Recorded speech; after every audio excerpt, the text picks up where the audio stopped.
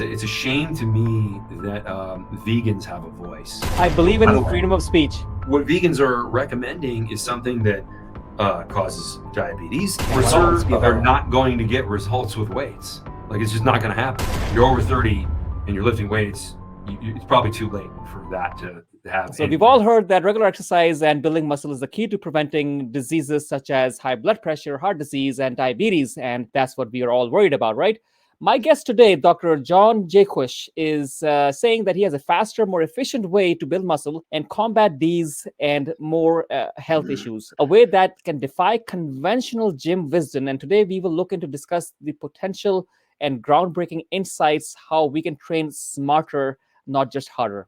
And we will look to talk more about a concept in exercise called variable resistance to build muscle and what it could mean for you. Hi, I'm Dr. Umar Khan, and welcome to the Dr. Khan Show, where we bring experts from around the world to share actionable insights to improve our health and more. We do like to state that this content is not intended to be a substitute for professional medical advice, diagnosis, or the treatment of such.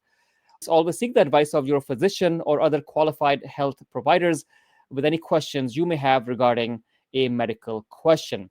My guest today is Dr. John Jaquish, who obtained his PhD from Rushmore University. His fields of interest include bone health, biomechanics, and optimal musculoskeletal stimulation. He has numerous patents and products and books to his name. Dr. Jaquish, how are you doing today?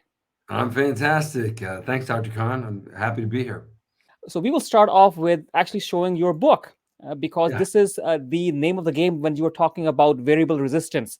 And your book suggests that weightlifting is a waste of time. So is cardio. that's And there's a right. better way to have the body that you want. Can you talk about this? So there's so many problems with what it's been recommended in standard fitness, and it's pretty easy to figure out what I'm talking about when I ask people, "Hey, the majority of people you know that work out, they look the same like year after year, right?" And I ask this to an audience of people, and all the hands go up. Like, yeah, it's like everybody's working out, but nobody's getting results, and it was frustrating to me. And what I ended up doing, I was in the process of developing a medical device to treat osteoporosis, and that's now called OsteoStrong. We have 300 clinics in 15 different countries. And while I was studying bone mass, while I was looking at what triggers the growth of bone, it was really an emulation of high impact.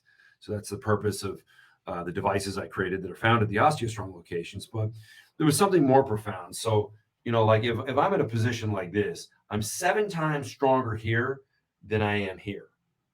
So through the process of looking at the bone density devices and how people would load the body, and then what really human capability was when it came to like exercise, we're really robbing ourselves because when you're in a gym environment, you pick the weight that you can handle in the weak part of the movement. You don't pick the weight in the strong part of the movement because you're so much stronger here. So instead, we're really training for weakness, and stimulating very little, because where you go to fatigue, you have almost no muscle firing, and you also have the greatest risk of joint damage.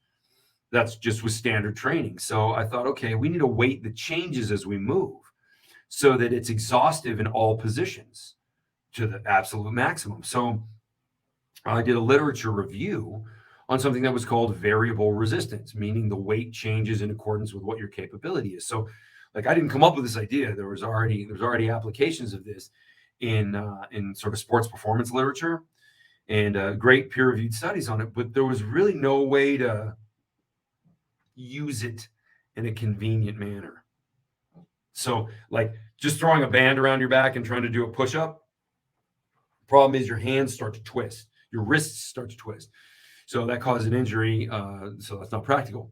So what I needed was something to protect the wrists, which is a bar, specifically an Olympic bar with rotation, and then a plate to stand on, so that heavy latex banding can run underneath and run through the bar, so that you're not dealing with any of the twisting of joints, and you're just delivering the most powerful force in each position.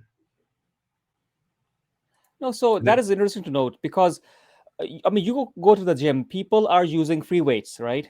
Yeah. And free weights, although there may be a lot of people who have not benefited from that type of exercise, but there are people who look really big Yeah, on sure. just the free weights. Let's talk about There this. are people who are strong. I mean, I've been trying. I mean, I believe I'm a hard gainer, but there are certainly are people who do very well in the gym.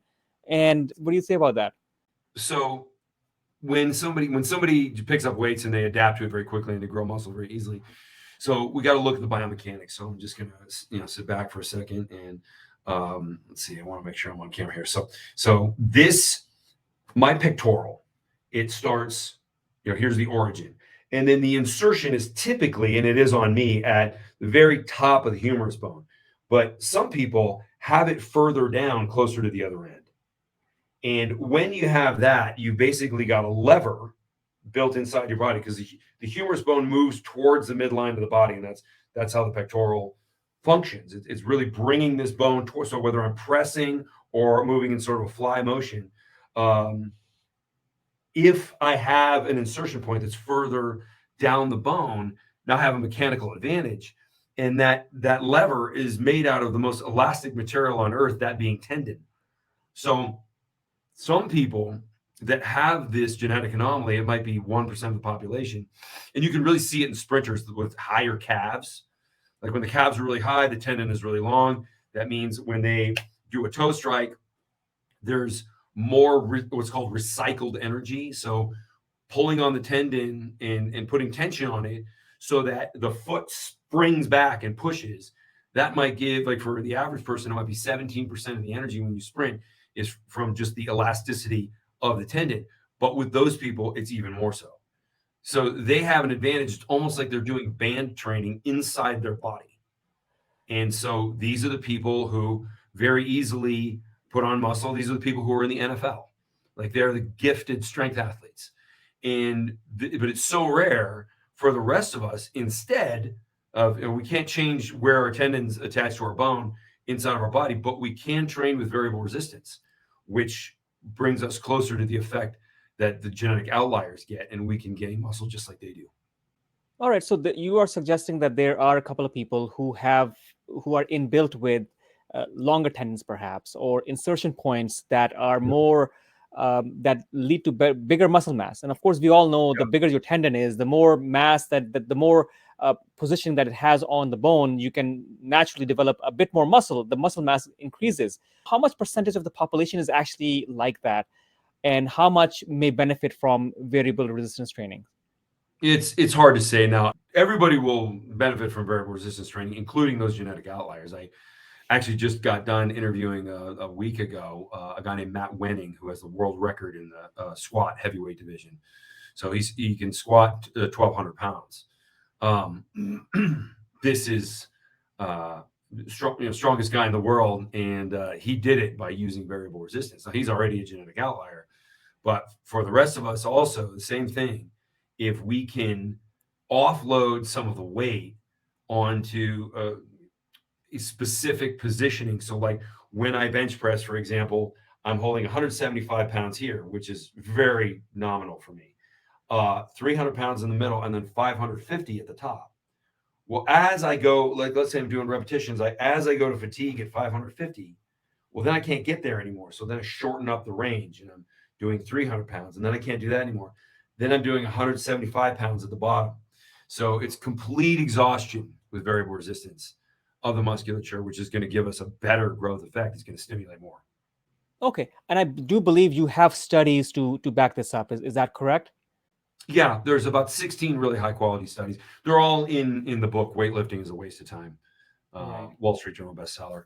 I published that book and talked about the genetic differences in strength athletes and talked about the research done with variable resistance. The research is absolutely glowing. It shows better results in every single study. There's one exception where they use TheraBand, so 5 to 15 pounds of resistance, and then they allowed the weightlifting group to lift whatever amount of weight that they could lift. So obviously, it was sort of designed for variable resistance to fail because nobody in the variable resistance group could train with more than 15 pounds. But other than that, all of the studies on variable resistance are very crystal clear. You Okay. get a lot stronger, you grow more musculature. Even some studies talk about using more muscle glycogen, which is going to be on a short-term basis helpful for those with type 2 diabetes and metabolic syndrome.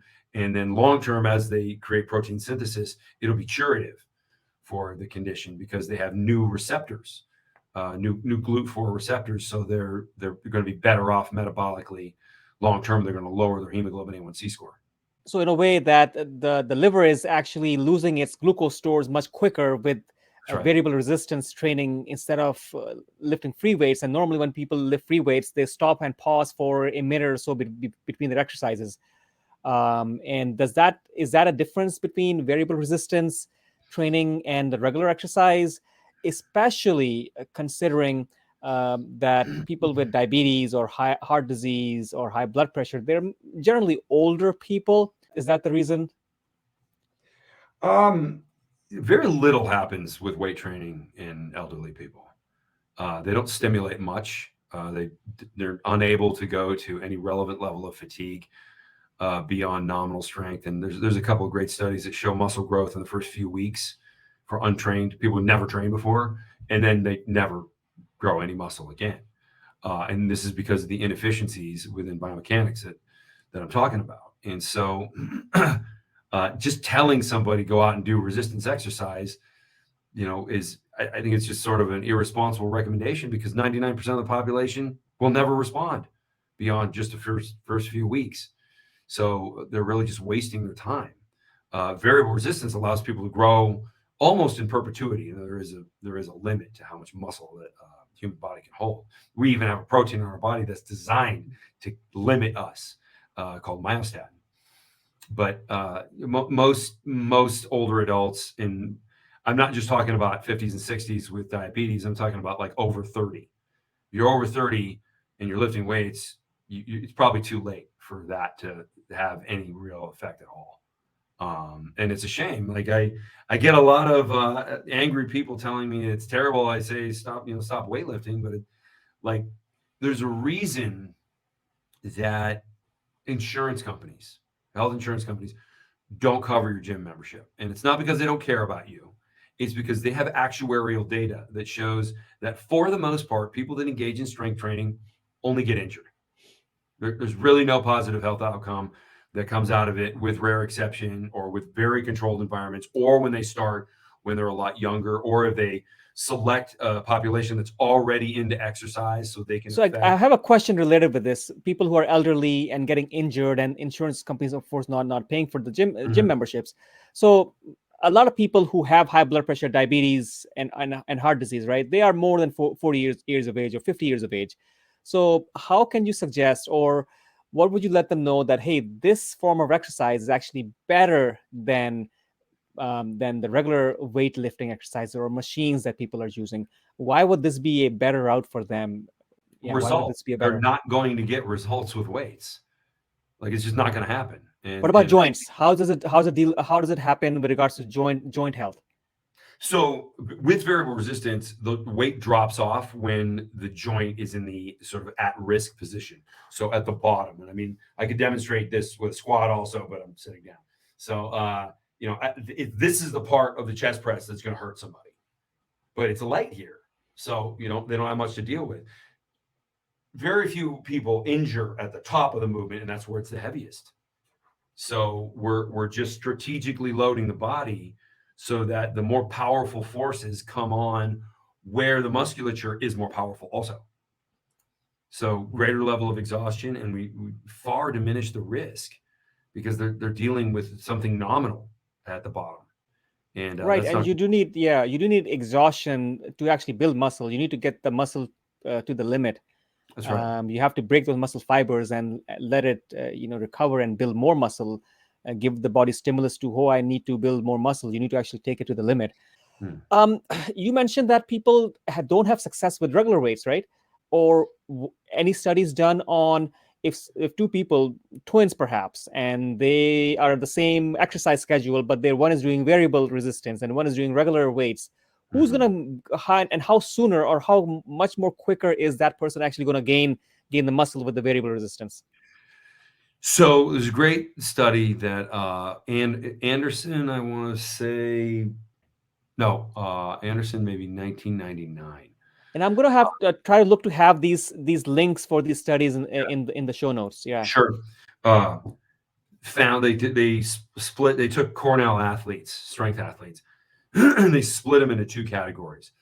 One of them, no, like college athletes are great because they're still growing. I mean, they're maturing still, but they're already athletic. So there's not question of like, do they know what training to fatigue is? Because sometimes when you get beginners, they do 10 repetitions with a weight that they could probably do 50 repetitions with. So they're not doing anything. So this study was great. Developing athletes, they split them into two groups. One did regular training, and they tracked their strength performance gains. Then they looked at the gain in strength with a variable resistance group. So very similar groups, right from the same sports teams, Cornell University. The other group used variable resistance. And the difference in their strength gains versus the control group strength gains was triple. That's actually why I called the product X3. Okay, interesting. So X3 is, I didn't know that. I actually looked at the product, but I didn't have a clue Not a why it's lot of people know. X3, three Well, times the effort or three times the results. That's good. yeah. Uh, So they basically got stronger 3 times faster. yeah. But with a regular population, not highly selected genetic outlier college athletes, most people get zero out of weights. Like just they get beginner gains, and there's a lot of studies on this. There's one I just posted about, whereas they had people training for a year and they got a certain result out of it. These were adults, and then they had them continue training multiple years, and only in that first year were there any differences at all. And I would argue it's really probably in the first 2 months. Because at some point when the muscular strength matches the limits of the tendons and ligaments, you're done. You can't go any further. But you actually can if you strategically load the body with variable resistance. In fact, if you look at like how people like when we approach exercise, we have a tendency to do what we're told, and that's a problem because if you look at like people who are professional movers, guys who move pianos and heavy equipment, like they're not using full range of motion. They're just trying to optimize the load exposure in their stronger range of motion so they don't injure anything. And so that's logical. That makes sense. Now, that's not necessarily the way we should exercise, because you do need a full range of motion. You need to amplify the blood flow as much as possible. But if we can change the weight as we move, we can strategically use force to trigger far more growth. And it just all because of a deeper level of fatigue. And like any other adaptation, whether it's like a suntan or building a callus on your hand, the most intense stimuli is going to yield the greatest adaptation. Right. So, I mean, we got a few things out of the way. What is variable resistance and why do we think that is better than regular weight training, right? But how did you actually get into this? Was there an aha moment that said, okay, this thing I gotta try, I gotta market this, I gotta work on this? Yeah. Was there any turning point in your life, something that just ticked off that, hey, this is actually working or this is good? Yep. Yeah. It was when I was doing the first clinical trial for the medical device, for the OsteoStrong devices. I was in University of East London, is where this. It was actually just outside the university, a place called Stratford Village Surgery. We had the whole device set up there, and we had the test subjects come and use the device. And the physicians that were in administration of the hospital or who worked at the hospital, they all wanted to use the device. Also, they weren't subjects in the study; they didn't qualify the test criteria, but they just wanted to use it. And we said, yeah, sure, you can check it out. And they all increased their bone density, so they were huge fans of it. But they said so. And some of the postmenopausal females was like, we're using 6 times our body weight, sometimes 7, sometimes 8, depending on how long you've been doing it, and putting these huge forces through the hip joints. So like is that dangerous or not? Because they said it doesn't feel like painful or anything. No, we're optimizing the range of motion to specifically impose force through a joint where it would normally brace for impact. So if you were to jump off of a high surface, if you were to stand up on a table and jump off, that's what your biomechanics, the position your biomechanics would assume to absorb those kind of forces. So I realized that humans are incredibly capable when it comes to force production or force absorption in those impact ready positions. So why don't we just leverage this for strength training? And that was when I was on my way to do my second invention, which ended up being X3. It just became like so obvious. Like weightlifting is an awful stimulus, and I know what's better. Like I'd already been reading the variable resistance research, and I just sort of pieced it all together. Okay, we need to focus on variance, not heavy weight, but a difference in force that is in accordance with our biomechanics. And as soon as we do that, I did the design of the product and all the programming, so you can work each muscle to its absolute maximum. And then I launched the product and wrote the book, Weightlifting is a Waste of Time. So it's very interesting because this upends everything else that has been taught in the fitness industry, Yeah. and even The physical things that have been therapy. taught in the fitness industry are good for the trash, like just terrible advice, Right. stupidity, um, complete lack of understanding of even basic human physiology. Right. And of course, you have bigger muscle, better muscle, your bone is going to be stronger. And in the long run, you need muscles. When you're getting older, you need bones, strong bones. You fall down, you don't, break a hip on your first fall. The two And greatest drivers of long life are high levels of muscularity and low levels of body fat. Those are the two greatest drivers of long life.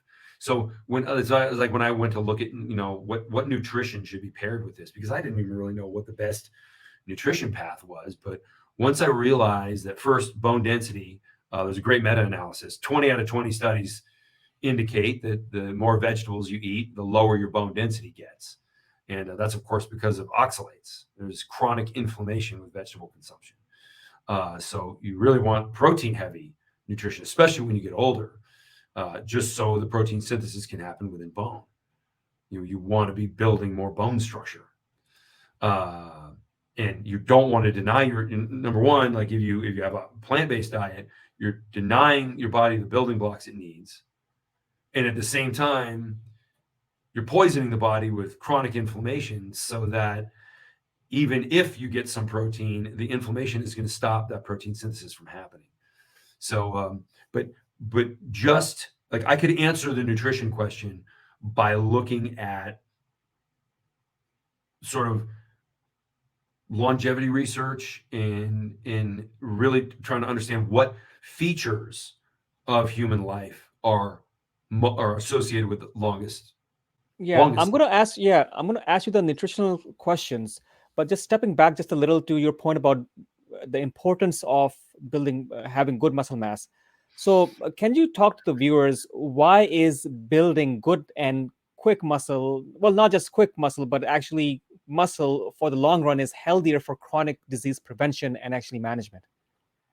So every organ in your body has a symbiotic relationship with muscle. The reason the organs function is to supply musculature with what it needs.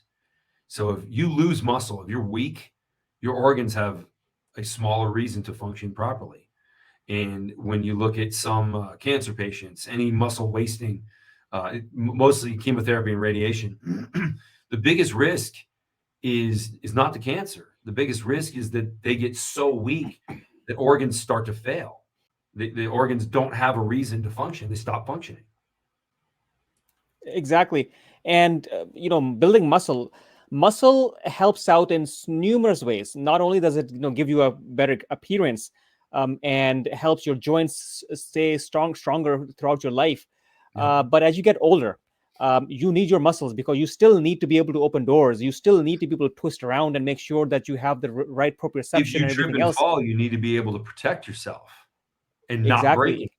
Exactly. If you trip and fall, how do you decelerate? How do you catch yourself and absorb that force with the musculature without creating a fracture?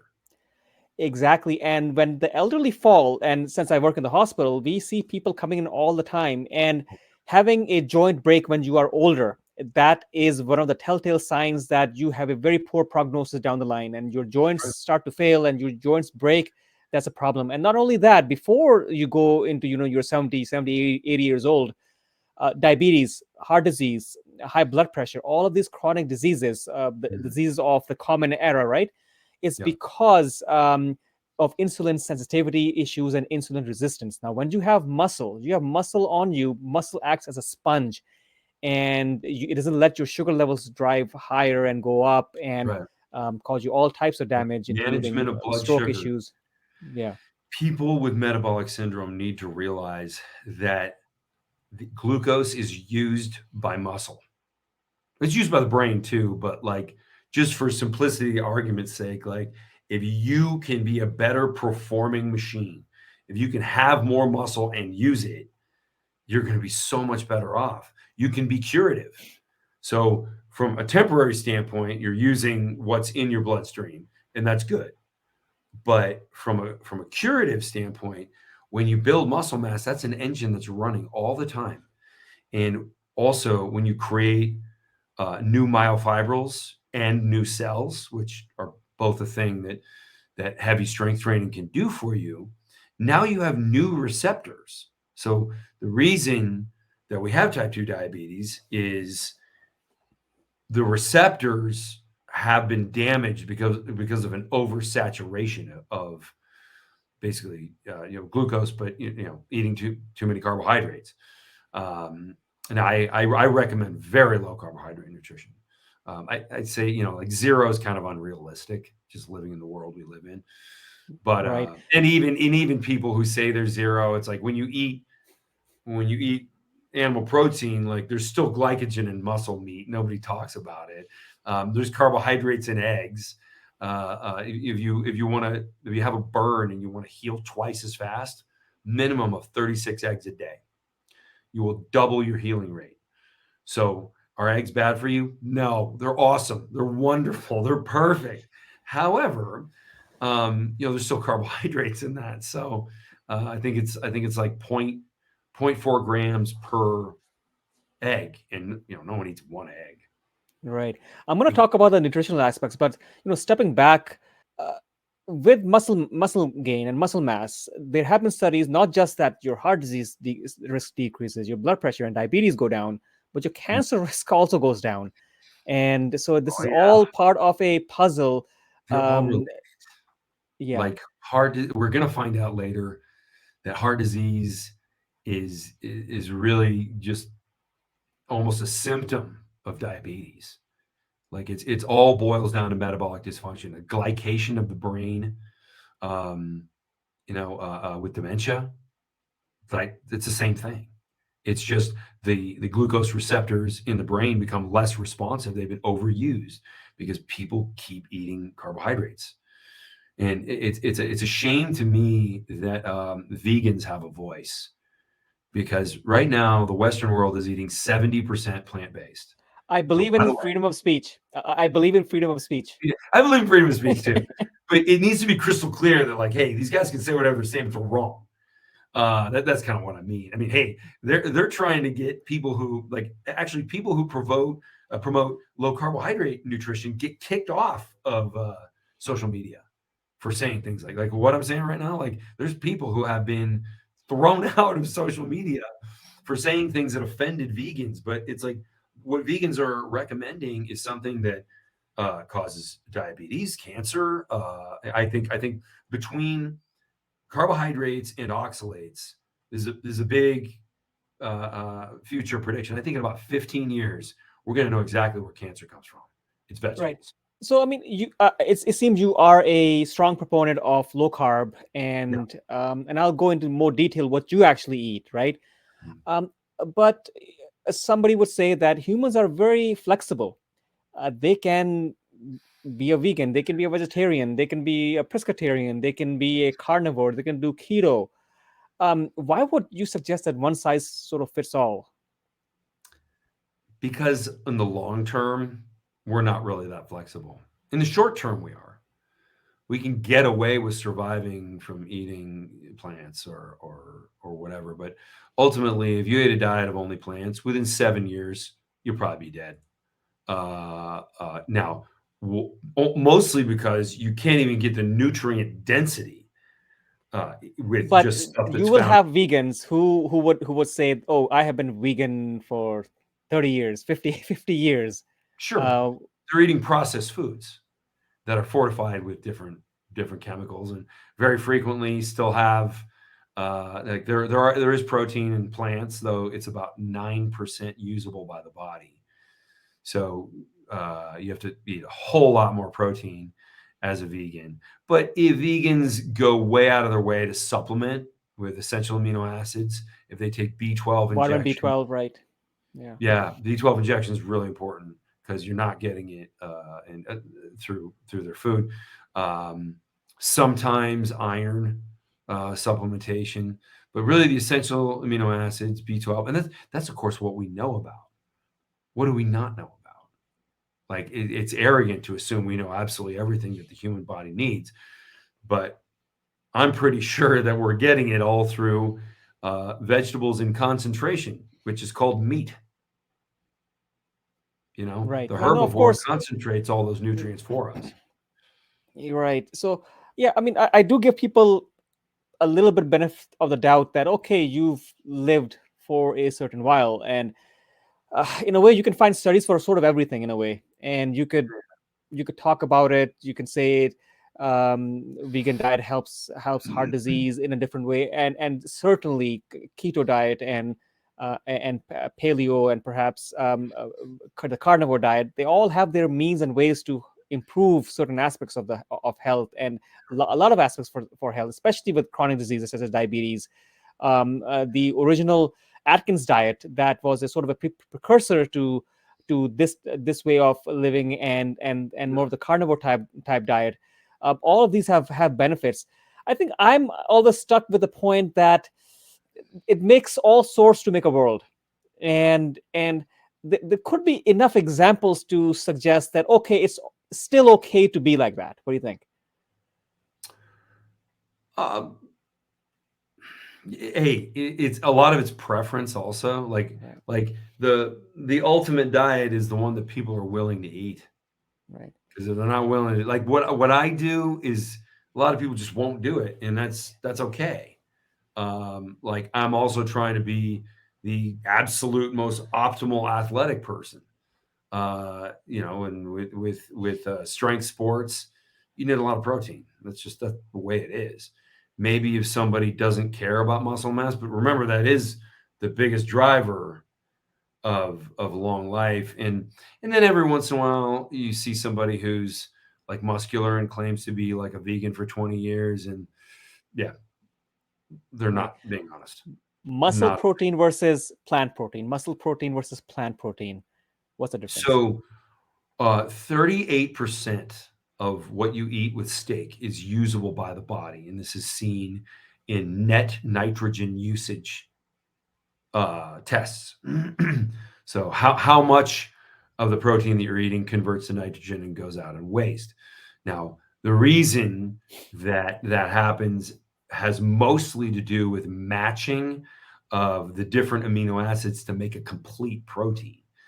Um, so like 38% when it comes to steak or chicken or turkey or fish, they're all 38%.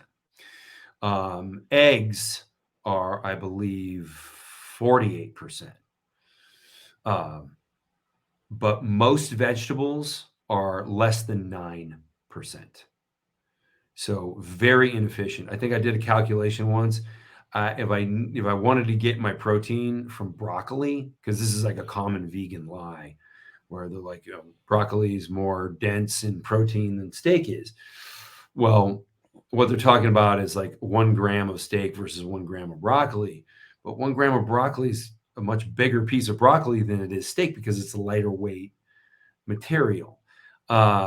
You'd have to eat, I would have to get to my protein requirement, 1 gram per pound of body weight per day. I think I'd need to eat 15 pounds of broccoli per day. Now, obviously, nobody can eat 15 pounds of a fibrous vegetable. How Like about it would, lentils, chickpeas, perhaps, and the things that suggest that, okay, vegans may have some smell coming out from the bottom. But those are reasonable sources, and I've had vegan friends who suggest it does require a lot more for them to gain muscle mass compared to somebody A else probably. lot, right? So I mean, if they're dedicated, if they're really trying to understand everything and taking a whole bunch of supplements, uh, yeah, I mean, I wouldn't say they thrive. I can say they can limp along, but ultimately, are they going to be strong? Not even close. Even just to keep from looking weak and frail, they have a tough time. So, and then of course, bone frailty is a bigger issue because you're flooding the body with oxalates, with chronic cellular inflammatories. Like I said, that's the greatest cause of all cancers. And then on top of that, the lack of the nutrition from animal protein. Yeah, I mean they can live, but not well. Also, keep in mind, I think it's 60% of them eat meat when they're drinking alcohol. Hmm. I think that's a huge statistic. That tells you something. Their instincts are driving them instead of Natural in, instincts, natural human instincts, because yeah, their we natural we grew human up instinct hunting. is, We grew up oh, hunting. We maybe I'll we just have a bite of this cheeseburger, and they're like, oh my god, like there's something in me that just says this is good for me, right? It is. That's Right. why. And I also these are anecdotal examples, but I think science starts with anecdotes. So I also, when you look at how upset children get when they have to eat vegetables, they're never upset when they have to eat a steak, just vegetables. Why? Well, because it's poison. That's why. It has oxalates in it. A deer is 30,000 times more resistant to oxalate poisoning than we are. So, Right. like, the kid tastes it and they're like, I don't want this. This isn't good. And you keep forcing it on the kid and tell them it's good for him and then just shrug their shoulders and like, all right, well, I guess I have to. It's good for me. But why is it that the instinct of the child is to say, I don't want this? Right. I do agree with that. When there's a choice, a kid will. On the other hand, I have seen vegan families as such, and their kids are fine with it. But I do agree with you that if a Yeah, but kid you has a weren't there choice, on day one. Also, a kid with a political opinion is like a vegan cat. We all know who's calling the shots. exactly. No, it's exactly That's the way depends it is. on the parents Yeah, feed I mean, the kids. if you have like parents that are indoctrinating their kids, and Right. then they're like, "Look at my kid and how much he or she loves vegetables." Like, shut up! You forced him to do that. You rehearsed this What? 100 Yeah. times. Yeah. Yeah, What does Doctor John Jaquish eat? pretty much all steak. That's All it. steak. Yeah, yeah, red That's meat it. every day, Steak. 7 days a week. Sorry, Now just I like steak. just steak. Huh. I really like fasting also. So on non-training days, sometimes I'll go 4 days with eating absolutely nothing. Like I might be water fasting. Sometimes I even dry fast. So that allows regeneration of the cells in the digestive tract. It's fantastic. Like fast. Also, when you get off of carbohydrates, you're never hungry. You only eat because you have to fuel basically for your training and refreshing cells in your body. So yeah, I've always been a huge fan of fasting, and it's so like most people that see me walking down the street. I mean, I don't point at myself and say, "Oh, I'm the perfect example." I kind of have reddish skin. I burn a little easily, and I get too much sun. I actually try to get out in the sun quite a bit, but I don't use put any vegetable oil on my food, so I almost never get a sunburn. I was in Mexico with a wellness group. Everybody's like putting sunblock all over themselves.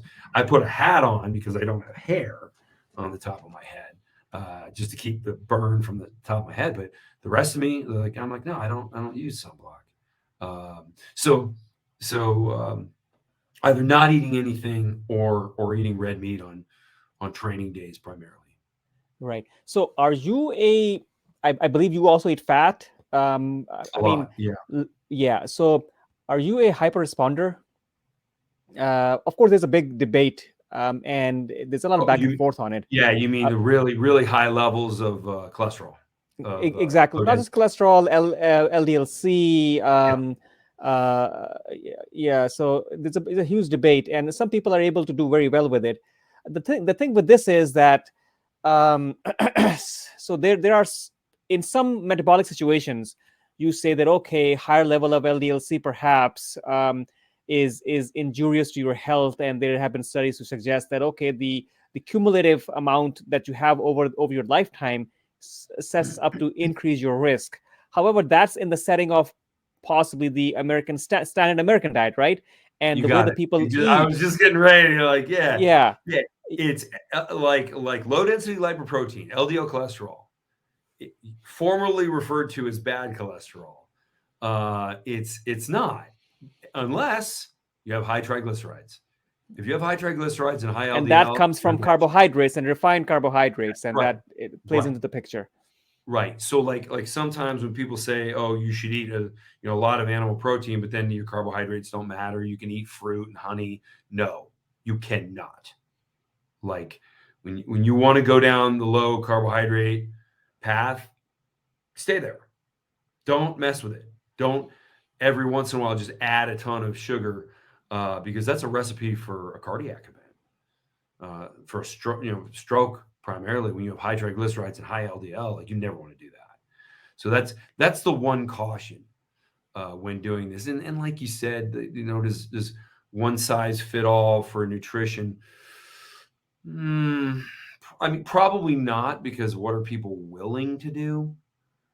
And that's I think the Exactly, and yeah, there's so much. Humans have grown up with everything. They have grown up, through evolution and through the ages, thousands of years. mm, You could potentially find people who were largely vegetable eaters, but they probably definitely had a lot of. They for definitely about two had meat million sources. years. For 2 million years, we have been the apex predator. And on average, there's a great study. On average, humans ate 4 ounces of carbohydrates per year. So Yeah, that's carbohydrates are like nothing. the last couple hundred years. That's it. Yeah, That's we never ate that. yeah. When farming Because was there weren't. I farming, mean, yeah, in fact, most fruits and vegetables were selectively pollinated. Like they didn't exist. An original strawberry is like smaller than my thumbnail. If you see like like what an actual strawberry looked like before they start genetically messing with it or cross pollinating different types of strawberries to make them bigger and sweeter. So like all our fruits and vegetables are just some sort of Frankenstein creation that botanists have been working on for a long time. Basically, when cities first started to become a thing and people lived in close quarters, especially in like high militarization areas, like in Europe, they couldn't slaughter the animals and get the meat into the cities quick enough before it would spoil. So the kings would say to the farmers, "Hey, can you come up with some kind of plant that'll last a long time so we can hand it out to the people in the village? And we'll tell them it's healthy." Like they don't know. And so ultimately, it was supposed to be cheap crap food, and it continues to be cheap crap food. One of the reasons you'll never hear a government endorsing high protein, low carbohydrate nutrition is because a lot of governments feed their people, or at least they're in control of the budget. Even in the United States, there are 76%. there are all economical matters in play here, and Yeah, absolutely. Yeah, like definitely, and the FDA has to look 76%. at. They need to look at that. Okay, how Right. are we going to feed 300 million people? So there is this sort of all plays into the picture, Let's just although it look may at the be United changing a States. bit. Just the US. Like forget about everywhere else. We're a wealthy country. At least we were. Um, we're a wealthy country, and 76% of the people in this country right now have their monthly budget determined by the federal government. They either get Social Security or they're on welfare or some type of government assistance. Now, I realize there's a huge difference between welfare and Social Security. Everybody gets all upset when I put the two next to each other, but from a budgeting standpoint it's the same. So let's say the government budgets maybe $2 or $3 a day for people to have salads and Twinkies, and they want to tell them it's healthy. Well, they're going to keep telling them it's healthy because they don't want to come up with $25 a day for ground beef and steaks. They can't afford it. No government can afford that. Like if the United States can't afford it, I promise you, nobody can. Yeah, So exactly. Yeah, the yeah. recommendation is never going to change.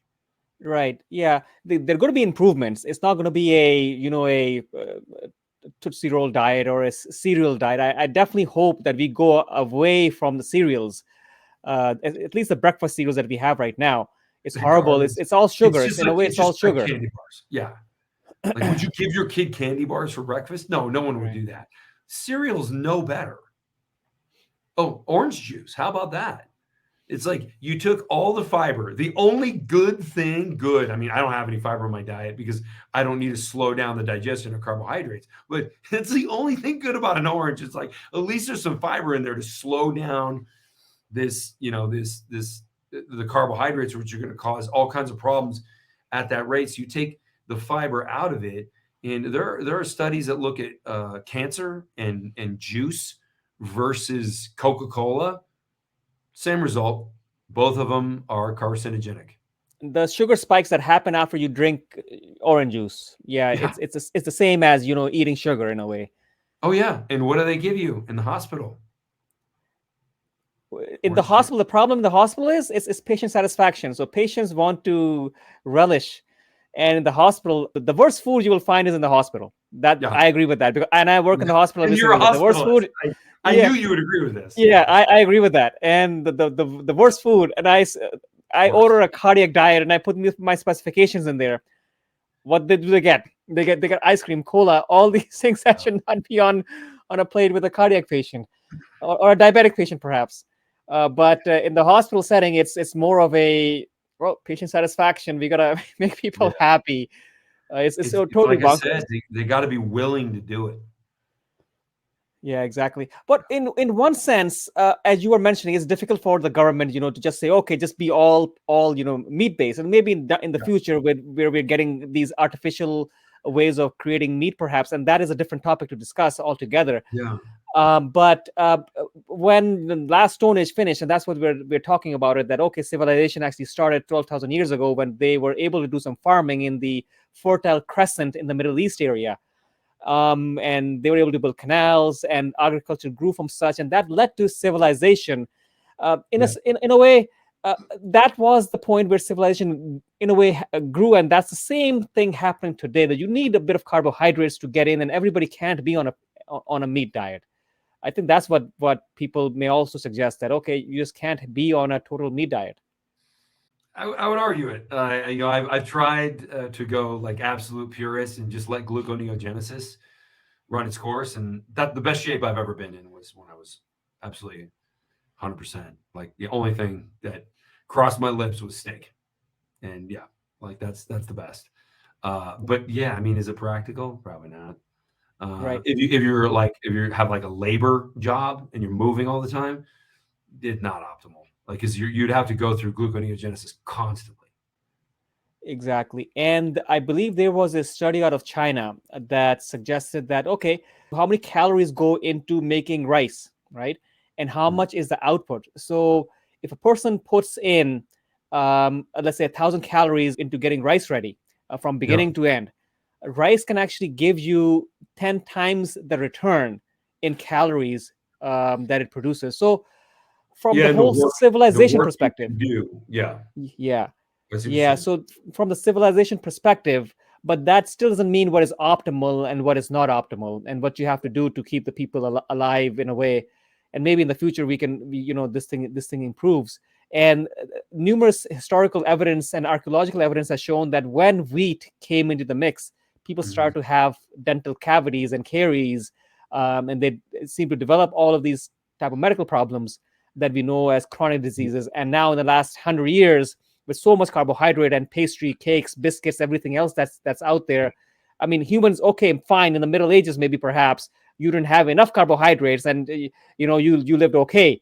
And even the aristocrats, they were the only people who were fat and unhealthy. But Yeah, nowadays, it's totally flipped.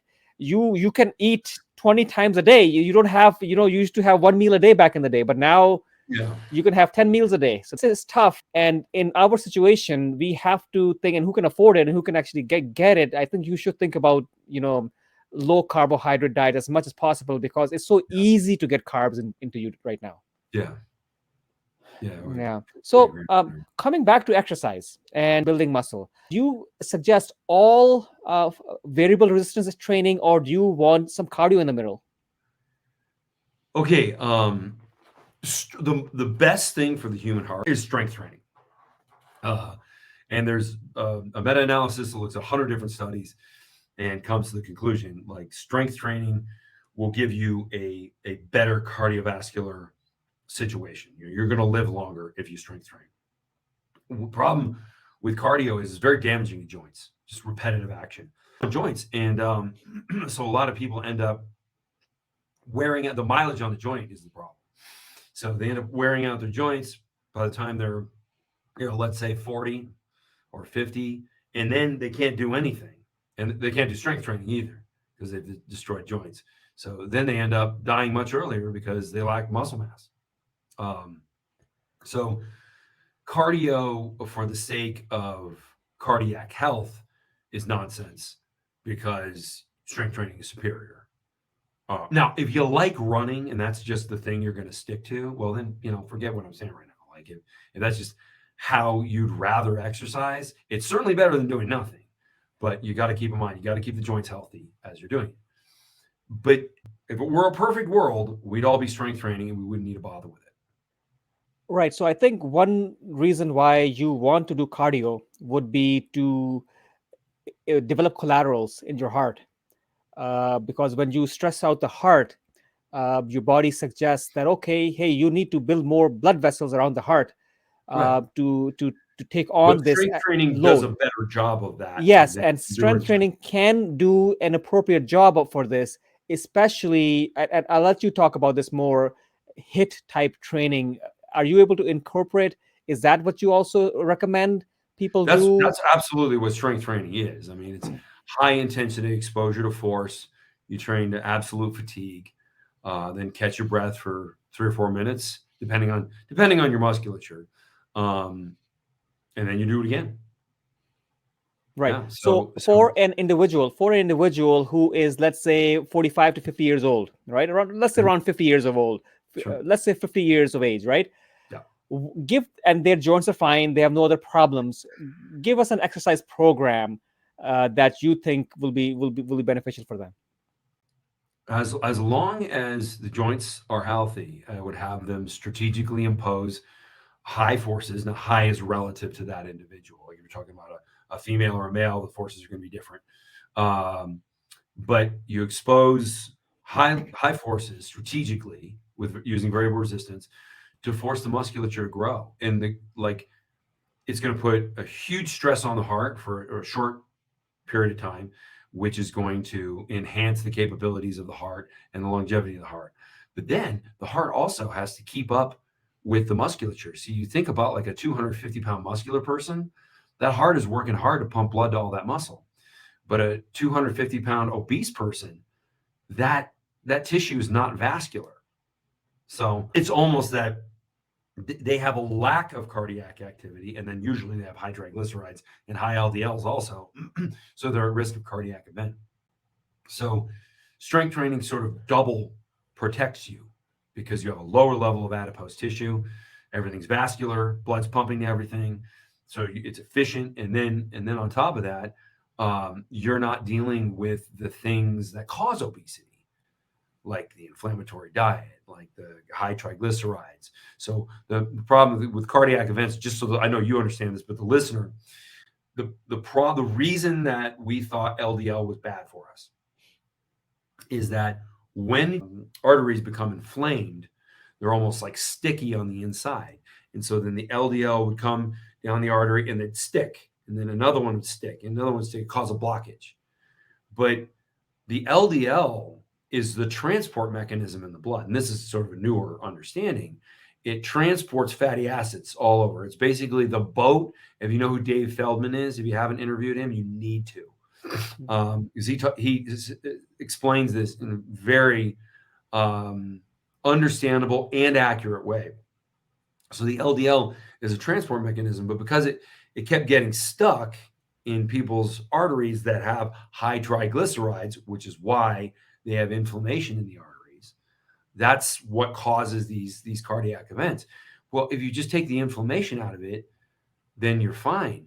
But you certainly don't want to stop your body's ability to transport fatty acids. In fact, LDL, you know when LDL is highest? This is an interesting cocktail party piece of trivia. You know when it's highest? After alcohol. After a fast, Mm. while fasting. Yeah, Because because your fat you're stores start metabolizing to your own body. release. Your fat stores start to release all of this Right. from the stores. Exactly That's right. right. That's right. So if LDL is basically something that goes up when you're burning your own body fat, saying LDL is bad for you is like saying weight loss is bad for you. Yeah, and just to LDL is probably not the best marker in the spectrum of a regular American diet. It's not the best marker. It's ApoB is true. normally more, You in a need way, it. considered. Yeah, Yeah. it's more of Our a liver is transportation cranking out mechanism. 70% of the LDL in our body our liver makes. Is it because our liver is trying to kill us? No. It's because it's a transport mechanism. That's it. And so when someone takes a statin and they're lowering the amount of transportation of fatty acids, like that's seriously limiting for all organs in the body. Like you are choking off something you need. Exactly, and I mean, I see this every single day in a way. People could have a very low LDL below 50, and I've seen people still coming with heart attacks and strokes. So there's Right. much to this picture. To be honest, I've seen patients with an A1C that's less than 5, and they're having these issues. So it's a lot more complicated. But to pin it just on one or two variables, Yeah. that's tough. Yeah. Yeah. There's calcium score. I tell people to look at their calcium score for cardiac health over, the LDL. You want your triglycerides to be low. That's an absolute must. And Um, they're exactly. And so on the AHA website, there is, I'll probably try to pull that up, but on the American Heart Association website, that if you're metabolically healthy, you have a good exercise capacity, yeah. um, then a lot of things can be covered up. A lot of things can be covered up. You're not fat, you're not obese, you maintain yourself well, you exercise, and exercise again, that ties into muscle building and how much muscle you're able to build efficiently. You'll be in good hands. Yeah. Yeah. And I like that you said it's not just one or two variables. That's true. Like you need to, you need to monitor a bunch of things. And also, healthy people think they don't need blood work because they look healthy in the mirror and they feel healthy, but nothing hides in blood work. If you're getting the right blood work done, you can ask for the wrong tests, but I do think that's important. I have blood work done on a regular basis. Fortunately, I've been pretty much carnivore-ish for 15 years.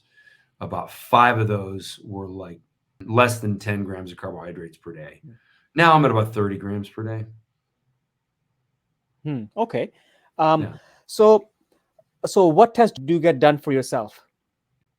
Calcium.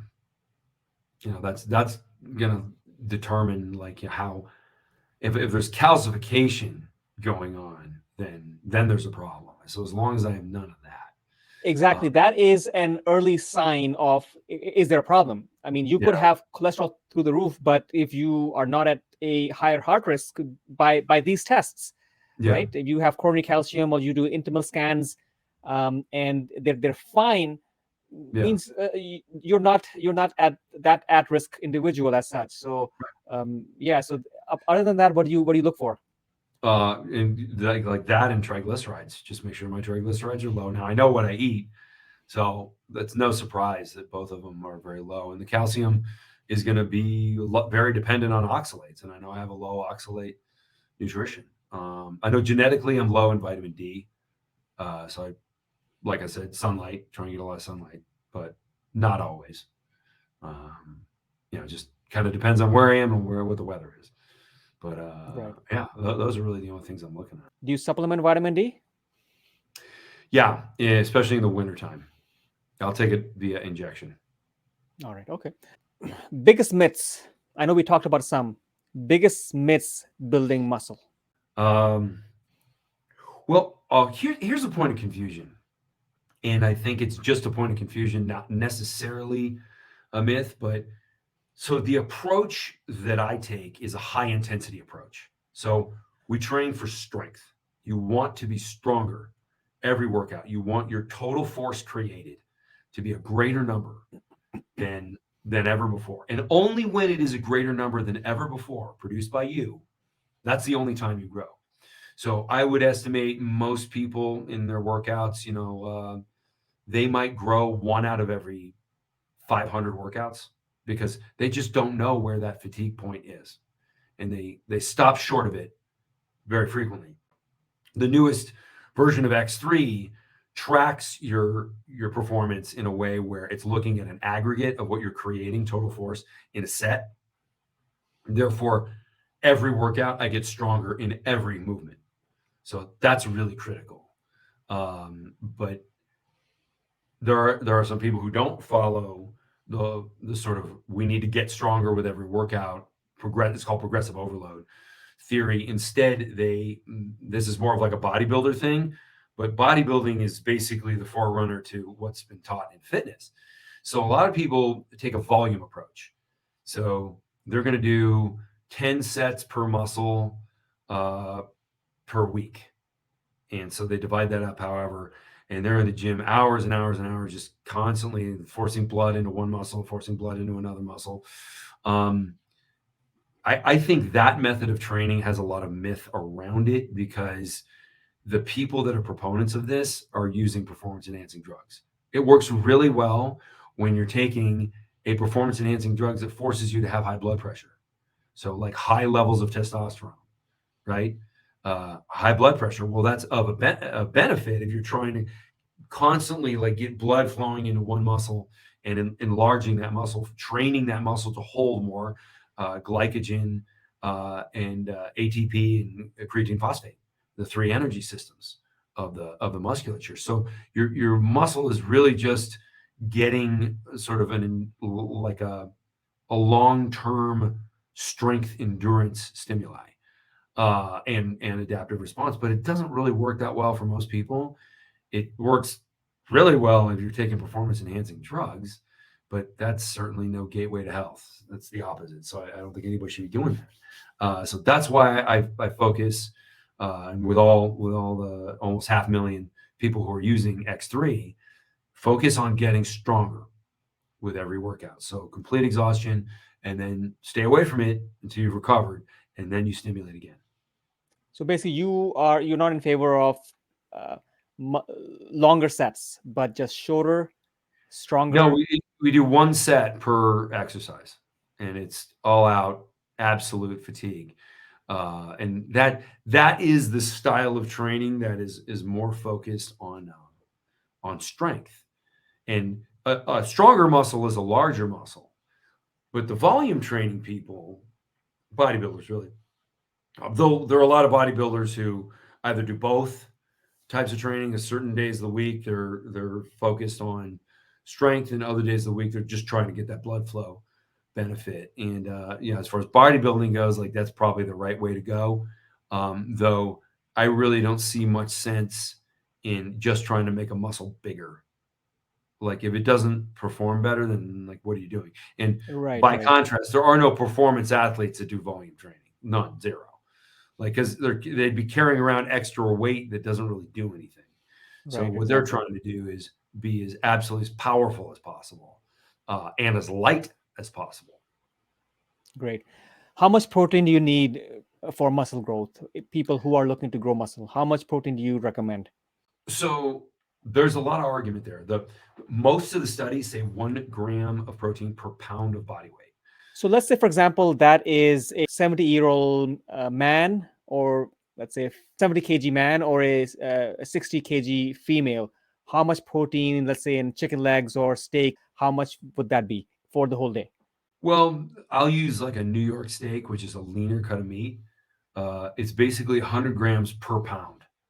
So like I weigh about 100 like a little over 100 kilos. So like 200 30 pounds.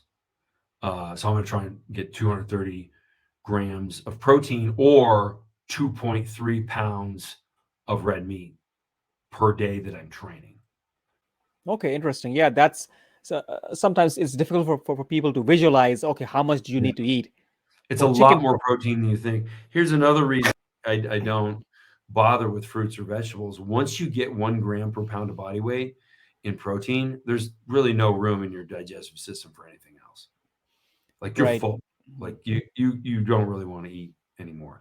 Now there are some newer studies, a newer meta-analysis that puts people at about I don't quite remember the formula, but I know it would have me instead of at 230 uh, grams, it would have me more like at 170. So there's another meta-analysis that says like beyond that level, you're just going into thermogenesis and you're not Right. using that amount of protein. But I just sort of err on the side of caution and get 1 gram per pound. Right. Yeah, I believe I did a little bit of research, and if you eat chicken, for example, perhaps then you have to do chicken thighs every meal. They'll probably get most people there who are in their 60 to 70 kg range. Yeah, so a chicken thigh typically has 25 grams. So if you're getting 50 grams per meal for the average 150-pound person, that's perfect. Right. Right. That includes breakfast. That's 3 meals. Yes. Yes. You got Yes. six Yeah. chicken thighs Yeah. for an evening. Exactly. Right. Right. Right. Exactly. Okay. So I'm gonna ask you a few questions, rapid fire questions, more than a few. All right. If you were made the president of the United States for 4 years, what change that you will bring about? Ooh, there'd be a lot different safety standard testing for FDA approval. Like FDA approval right now, it doesn't really look towards efficacy. It's more like, will this kill people? And that's great. I mean, they're looking out for our safety. However, we need to make sure it works. Like I think that like a lot of the time we're recommended things that are recommended because it's under patent and there's a margin to be made there. It's like when you go into the hospital and you're having an allergic reaction, and unless you're in anaphylactic shock and your throat has closed, if you can still swallow, do they give you Allegra or Claritin or any of the newer drugs that are under patent? No, they give you the one that works, which is Benadryl. Like no screwing around. Like if you have an allergic reaction, take 2 Benadryl. Like they'll give it to you immediately. And it's like, well, why not any of the newer ones that are like advertised on TV? Because they don't work as well. So we've got a sort of patent bias. You know, the drugs that are making money, they're the ones that get recommended. Well, but what if that's not the best option? Well, you never know it because the physicians continuing education for physicians is basically having physicians watch commercials. That sucks. I would Exactly. change. That's how it is. Yeah. I would make it so that it's illegal for anybody who is legislating medication to have any ownership position in any pharmaceutical company. If you're a member of Congress, you cannot have a financial interest in what you're regulating. I do the same thing for defense contractors. Like Yeah. if you're voting on Yeah. whether we should go to war, you should not be profiting off of war. This is definitely a separate topic and a huge topic. Sure is. And I agree with you on this. And I completely agree with you on this that Yeah, I people mean who are it's making decisions, they should not be leveraged by anything else. They should not right. be profiteering from their own decisions, and because their decisions actually affect the general population. And Live. they Yeah, we're talking exactly, yeah, about life. exactly. So the best quote or phrase that inspires you and keeps you going. Oh, tough to keep this clean. Elon said something the other day that was really hilarious, but it's very profane. I can't say it on your Oh, podcast. Uh, it had to do with what we're talking about. It was like somebody was like, threatening to pull advertising, no, and he motioned like this. He motioned like this, something like yeah, this, right? it's like yeah, it's sort of like the new strap line for Twitter is, I'll just say it. You can beep it out. Is go fuck yourself. Right. Like if some advertiser is threatening to pull their ads because they don't like whatever, like the fact that he's not censoring conservatives. He's like, well, we have freedom of speech in this country, so you can't tell me what I can and can't have as an advertiser. If you don't like it, don't watch. Don't You cannot sponsor you Twitter. That's fine, but don't threaten me. So I like that attitude. Like we live in a time where for some reason blackmail seems to be okay all of a sudden, and it never was before. And yeah, I don't think the politics of medicine Right. should ever. I mean, there shouldn't be any politics in medicine. In fact, politics should have nothing to do with medical care ever. It should all be evidence-based and applied as such. Absolutely. And how many times during the pandemic did we say, well, you need to trust the science? Well, that's funny because I read the scientific studies, and almost all of the time we were doing the opposite of what the science said. The science said lockdowns don't work. It was absolutely ubiquitous. Like they're not going to do anything. They're causing depression and suicide in children. I mean, like, I never even heard of child suicide until the pandemic. Apparently, it's been a very, very tiny problem up until when the pandemic happened. But yeah, like the whole trust the experts. Well, the experts lied, so Right. don't Yeah. trust it. And initially, everybody was scared. Okay, yeah, fine. Until you figure out what's actually happening, yeah, okay, maybe. Then continuing it on for years and months, that Yeah, was atrocious. That was atrocious. yeah, and damaging to people. Like it's so manipulative. I think the whole reason to scare everybody around election time was so that they could vote from home, and it's a lot easier to cheat at elections when everything comes in an envelope and nobody actually had to check in at a live center. So I don't think that. I think politics and medicine should be so separated. The people who approve drugs should never. I mean, how about this one? The fact that Anthony Fauci made money. He had ownership positions in all of the companies that he was regulating. The guy's Yeah, it worth. doesn't work like that. The Well, NIH has just never paid him more than $120,000 a year, and somehow he's worth $100 million. exactly. So the way it should work and works for people who are regular physicians or clinicians, right? Or Yeah. even any sort of a researcher, they have to, before any speech, any talk that they give at a presentation, you have to, and you know all about this, of course, you Mhm. have to disclose your conflicts of Oh, interest. yeah. But nobody else, other than us physicians or PhD individuals or anybody postdoc, they're made to disclose their conflicts of interest. Nobody else has to do that. That's right. Exactly. Yeah, and they should. Sure. I mean, Exactly. it just should be like hard laws. Like if you have any ownership in and I think the weapons thing is crystal clear. And once I make that parallel, I don't know if you follow Robert F. Kennedy Jr. He's running for president. I interviewed him a couple weeks ago, and I was with him last week at a party, and it's the situation we're looking at is like why is the U.S. involved in so many wars? Right. Well, because Yeah. our Yeah. like our standards of what we deem okay, the spec that NATO has to adhere to is only specifications of weapons that are made by our country. So they have to buy hundreds of millions, if not billions of dollars of equipment from Raytheon, Yeah. Lockheed, Northrop Grumman, like all our defense contractors. And I mean, hey, that's great for business, but why are we trying to get wars started so we can sell weapons? And also, how does this Eisenhower had a lot to say about this, right? did? I believe Eisenhower had the military industrial complex, something similar. Yeah, that's right. He coined the Yeah. term, Right. and Yeah. it is stronger than ever today. And that's why we're in all the wars we're in. It's because Right.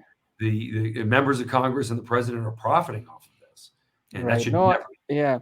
As a physician, I mean, my basic instinct is, okay, let's avoid any of this. This is, Yeah, you can talk things out, you can discuss things out, you can debate, you can argue, but don't let it to go down this path. yeah, And it's just misery, and we see it in different different respects. But It's horrible. What? Yeah. I think so. It's an important topic. Yeah, definitely. I see you're very passionate about this as well. I am. Definitely. Yeah. Yeah. So, which is better and which order? Free weights, variable resistance, and machines. Which is better for muscle gain? So variable resistance is absolutely better than anything, and all the research points at that. Some machines provide a low level of variable resistance. So one thing I noticed, like Arthur Jones, he's the a developer of Nautilus machines. He died a few years ago, but they were really popular in the 70s. And so they didn't have the same research that I got to benefit from because it was just done so longer ago. Uh, but like a Nautilus machine, just to use a chest press as an example, they're having X at the bottom and maybe 1.2X at the top. So a little bit of variable resistance. Now, really what we want from a muscular stimulation standpoint, especially because we're doing multiple repetitions, we want X at the bottom and about 5X at the top. So that was a pretty big difference that wasn't it wasn't clear in the beginning, but now in that tradition, people are more satisfied with variable resistance exercise, even if they don't know it's variable resistance exercise. So because it just feels better, it feels like they did more work because they did. So the other companies that are now popular, like Hammer Strength, they've continued with some lighter approaches to variable resistance, and they can make some progress. The only drawback to machines is that you're denying the body the self-stabilization firing that upregulates growth hormone, and That's that's important for proprioception. That is right. assessing joint Yeah, stability and where's your foot actually on the ground. yeah. It's a Um, difference between yeah, creating muscle yeah, mass and being athletic. The yeah. two are not the same thing. Exactly, Yeah, exactly. yeah. And So that, yeah, exactly. And as you age, that's why you need to have not just singular exercises when you age, when you're doing muscle exercises, because you need to be able to pivot, twist, turn, move sideways to yeah. prevent that fall that's going to lead to breaking your hip. Yep. Yeah. So what you do as an older adult, you got to do your strength training, and then you have to do some type of agility training. Now, different than like what they do in the NFL for agility training, but you need to be able to stand on one foot because if you lose your balance, maybe that's all you got. That's the only difference. You're balancing yourself on one foot is the only difference between a normal day or an injury. Yeah, like Exactly, falling down. Yeah. exactly. So yeah, So combined whole body exercises versus limited body region exercises. What do you suggest on that? multi-joint exercises are always superior. So like a deadlift, you're moving at the knees and you're moving at the hips and you're moving at the arms. So the more joints involved, like the deadlift is absolutely if there's one exercise for wellness, that is it. And then squat would probably be second place to that because you have two joints involved in that: the hip joint, knee joint, oh, and the ankles. So three. So it's the more the musculature in the entire body involved, you have a potentiation going on. So basically, you're teaching the body to fire those muscles together, which even without building muscle, before building muscle, makes you stronger because you're able to use more of your muscle. So that would be called skill building or a neurological effect. But the multi-joint exercises do great at that. And so like the movements in X3, they're all the multi-joint movements that we can use. Okay. Yeah, Protein shakes versus whole foods, uh, Whole Foods. protein foods. What do you suggest? Whole Is there a Foods. role for protein shakes? A lot of protein shakes are made of whey, and whey is only 18% usable by the body. So when somebody's chugging down a 50 50-gram protein shake, they think, oh, I got a third of my protein right here. Let's say they weigh 150 pounds. No, they're really only getting 9 grams of protein out of that because it's just a really inefficient and inappropriate ratio of amino acids. Now, if by protein shakes you're talking about essential amino acids, that's different. Essential amino acids are awesome. The problem How is about branch chain amino acids? There's a huge debate regarding branch chain amino acids, and branch chain amino acids don't perform as well as the placebo, so they're trash. Yeah, it's the wrong ratio. It was an interesting theory when people first thought, oh, workout recovery, just grab the amino acid. Like the logic was wonderful. It was let's find the amino acids that aid in the recovery from workout. The problem is that's not how your body needs them to do what it needs to do after you gain your breath again and it tries to build muscle. The branch chain amino acids are absolutely worthless. Like I said, outperformed by placebo, which was a sugar pill. Right. So essential amino acids are the right. Leucine, lysine, you're in favor of taking them in. As long as they're coming with the other essential amino acids in the correct ratio. So there's only a few companies that do it right and do it with fermentation, because that's the best way to create these amino acids. Conflict of interest notification here. I do manufacture one of those amino acid products, but it's me, so obviously I'm going to tell you it works. But I would urge anybody to read about Fortigen, that's the name of the product, and see some of the reviews. Right, and we're going to have the links in the description, so that if you're interested, you can read up on yourself and see if they're good for you. Yeah. Right. Okay, so I know you're against cardio, right? But I want to say I'm against it. Like, it's not an efficient path to what you want. Even if somebody's trying to lose weight, like hit cardio, where it's like you're exercising hard for like 3 minutes and then you catch your breath, like sprinting. That's awesome, because the variable heart rate is very important. But if you just elevate your heart rate to target heart rate and keep it there for longer than 20 minutes, you upregulate cortisol and you downregulate growth hormone. So you're basically you're sacrificing muscle.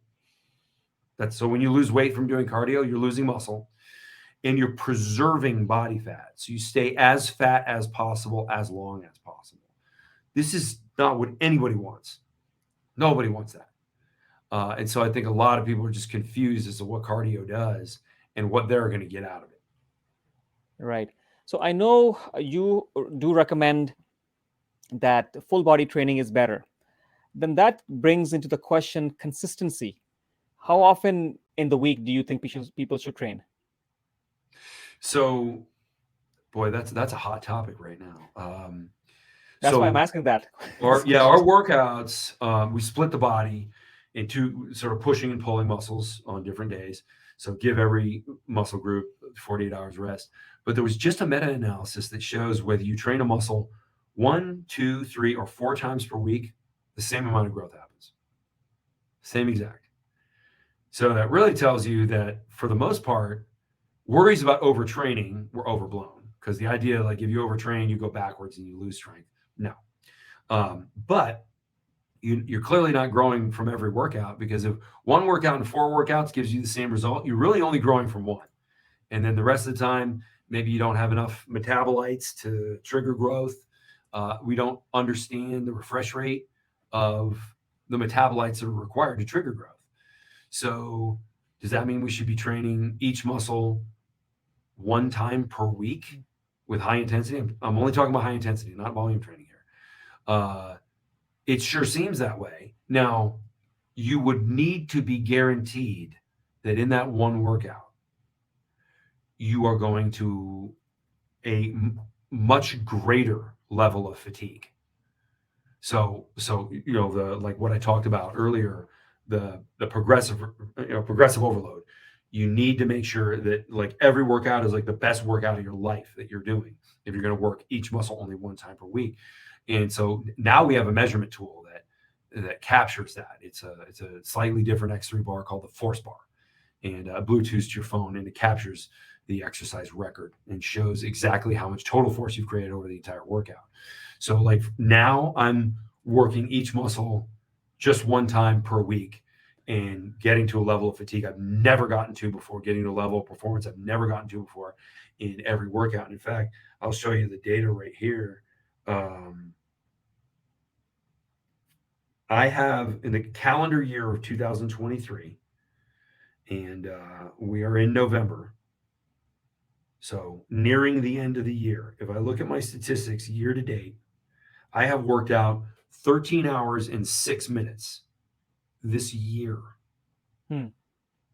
And then the only reason my curve drops off over here is because I had to skip the deadlift last week. You're pretty consistent on that. Absolutely. Yeah. Yeah. Exactly. So we talked about variable resistance, and you have this program 3X that you have said that it improves your muscle building efficiency by 3 times, not percent, not 30%, 3 times, 300%. And can you walk us through your program? Yeah. There's pushing muscles one day, pulling muscles the next. So pushing, chest press, tricep press, squat, and then the pulling days like deadlift, row, bicep curls, and a couple other movements. But both of them, you're training with one set per exercise, and you're trying to get the greatest amount of force created in every one of those workouts. And you do that, you basically grow every single time. Is this the device? Is this the invention? That's it. And that's Terrell Owens, NFL Hall of Famer, using it. Right, excellent. He's in his fifth. No, I think he's 49, and he just ran a 40 in 4.3 seconds.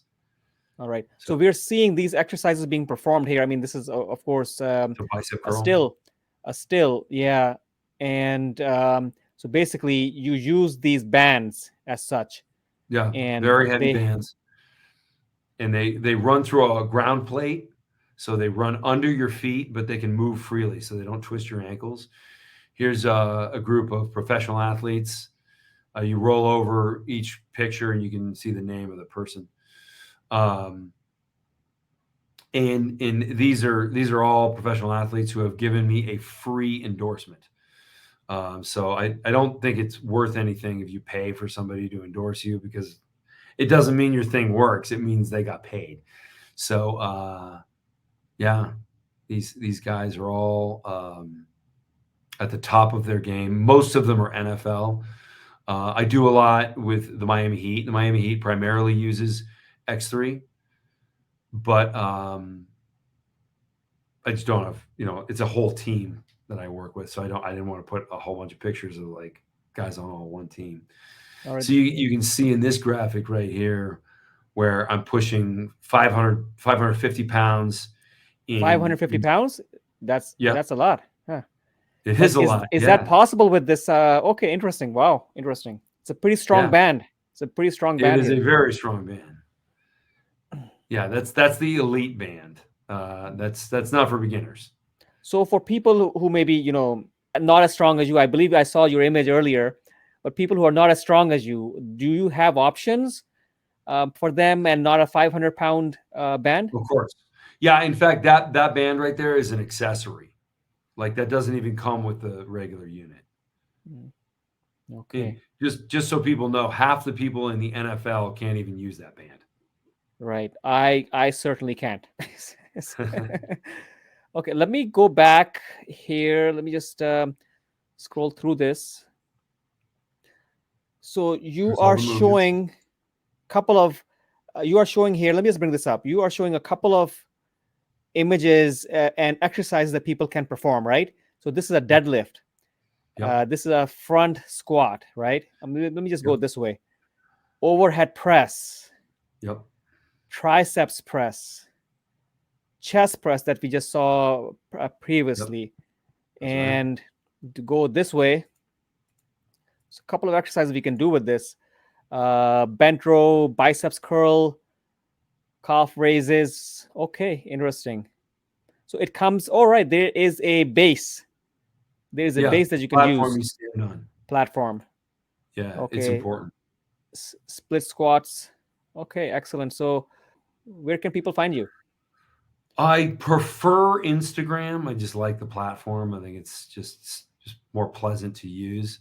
So I'm like DRJAQUISH on Dr. Jaquish on Instagram. But probably the easiest place to find me is my website, Dr. J. It's DOCTOR, the letter J.com. And then there's links to everything, YouTube and Facebook and everything from there. Excellent, excellent.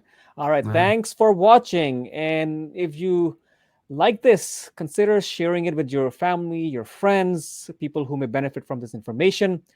And you can also check this other video out. I'm sure that you will find this interesting. It has been an honor having you here.